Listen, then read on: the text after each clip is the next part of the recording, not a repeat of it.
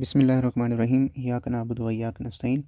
Next है हमारे पास septation of ventricles. इसमें क्या होता है, मस्कुलर इंट्रावेंट्रिकुलर सेप्टम बनता है। लाइक हमारे पास इस तरह से जो है मस्कुलर, ये जो है आपका मस्कुलर इंट्रावेंट्रिकुलर सेप्टम है। इससे एक ओपनिंग निकलती है जिसे आप इंट्रावेंट्रिकुलर फोरामेन का नाम देते हैं।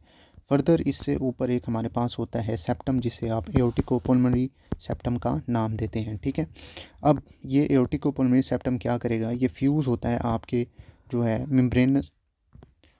मस्कुलर वेंट्रिकुलर सेप्टम के साथ जो है आपका एओर्टिकोपुल्मोनरी सेप्टम जो है फ्यूज़ होगा और ये एक हमारे पास मेम्ब्रेनस इंट्रावेंट्रिकुलर सेप्टम बनाएगा, मेम्ब्रेनस इंट्रावेंट्रिकुलर सेप्टम बनाएगा। ठीक है, और फिर बाद में यही आपका मेम्ब्रेनस इंट्रावेंट्रिकुलर सेप्टम जो है आपके इस इंट्रावेंट्रिकुलर फोरामेन को क्या है, क्लोज़ कर देगा। ठीक है, अगर हमारे पास मेम्ब्रेनस इंट्रावेंट्रिकुलर सेप्टम में डिफेक्ट हो तो एक बीमारी होती है वेंट्रिकल सेप्टल डिफेक्ट, ये होती है कंजेनिटल, एक कार्डियक एनोमली है। ठीक है, तो ये आपने याद रखना है, वीएसडी जो है आपका मेम्ब्रेनस सेप्टम की डिफेक्ट की वजह से होगा। नेक्स्ट हमारे पास है कि थर्ड पॉइंट इसमें कि आपकी जो इंडोकार्डियल क्यूशनिंग होती है, इसका क्या काम होता था, हमने पहली वीडियो के अंदर देखा था कि वो आपकी एट्रियल और हमारे पास वेंट्रिकल की सेप्टेशन करा रही थी। ठीक है, तो ये इसके साथ एट्रिया फ्रॉम वेंट्रिकल सेप्टेशन हो रही है। ठीक है, प्लस इसमें और भी हमारे पास क्या है सेप्टेशन है, लाइक ये एक तो हमारे पास एओर्टिक वेल बनाएगी, आगे भी हम जो है डिस्कस करेंगे, प्लस आपकी सेमिलुनर वेल भी ये हमारे पास क्या है सेपरेट कराएगी। प्लस हमारे पास यहाँ पे एक है मेम्ब्रेनस पोर्शन, जो आपका है ना मेम्ब्रेनस पोर्शन, तो ये जो है इंट्रावेंट्रिकुलर सेप्टम का ये भी बनाएगी हमारे पास इंडोकार्डियल क्यूशन। तो ये आपने लास्ट में याद रखना है, वेंट्रिकल की सेप्टेशन में मेम्ब्रेनस से जो है आपकी वीएसटी डिजीज़ हो सकती है। ठीक है, नेक्स्ट हमारे पास इससे इंडोकार्डियल क्यूशनिंग से क्या क्या चीज़ें सेपरेट होती हैं, एक तो हमारे पास एट्रिया वेंट्रिकल से सेपरेट हो रहते हैं और हमारे पास membranous portion of intraventricular septum हो रहा है और दो वेल बन रहे होते हैं, एक हमारे पास एओर्टिक वेल और दूसरा हमारे पास सेमिलुनर वेल। तो ये एमसीक्यूज़ हैं, इनको क्या है आपने याद रखना है। नेक्स्ट है हमारे पास आउटफ्लो ट्रैक्ट फॉर्मेशन। इसमें क्या है, आउटफ्लो ट्रैक्ट फॉर्मेशन, इसमें जो है सिंपली आपने क्या है दो चीज़ें याद रखनी है। ठीक है, एक तो हमारे पास न्यूरल क्रेस्ट सेल्स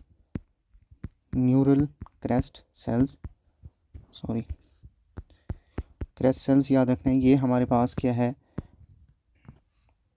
ब्रेन के अंदर आते हैं। ठीक है, इसको जो है हम डिस्कस करेंगे अगले सिस्टम के अंदर। ठीक, तो एक चीज़ आपने ये याद रखनी है। दूसरा, आउटफ्लो ट्रैक्ट फार्मेशन के अंदर आपने ट्रंकस आर्टियोसिस को याद रखना है। ठीक है, ट्रंकस आर्टियोसिस से क्या है दो चीज़ें बनती हैं, एक हमारे पास असेंडिंग एओर्टा प्लस हमारे पास पुल्मोनरी ट्रंक।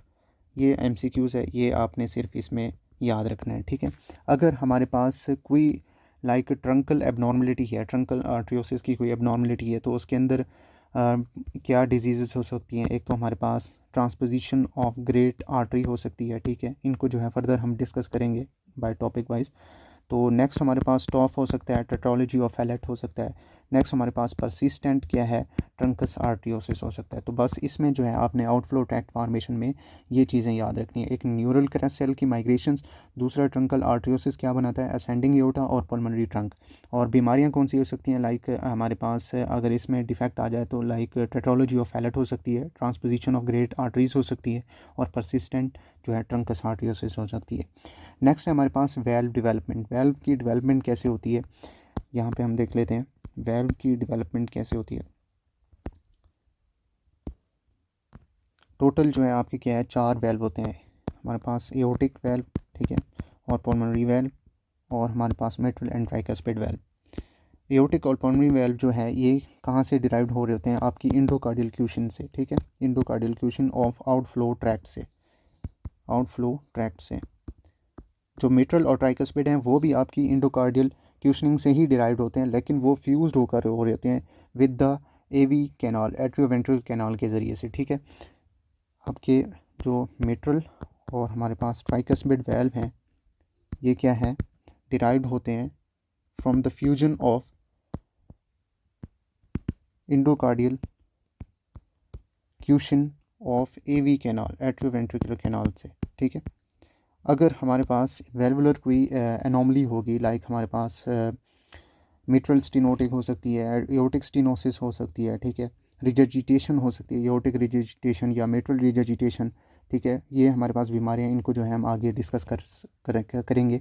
नेक्स्ट हमारे पास एब्स्टेन एनोमली एक होती है। एब्स्टेन एनोमली में क्या होता है, अगर हमारे पास कोई लेडी है, ठीक है, प्रेगनेंसी में लिथियम ले लेती है, तो ये हमारे पास एक एबनॉर्मलिटी हो जाती है, एब्स्टेन एनोमली, ठीक है। यहाँ तक था हमारे पास हार्ट मॉर्फोजेनेसिस, ठीक है, जिसमें हमने वेंट्रिकल की सेप्टेशन पढ़ी, आउटफ्लो ट्रैक्ट फॉर्मेशन पढ़ा और वेल्व डेवलपमेंट पढ़ी।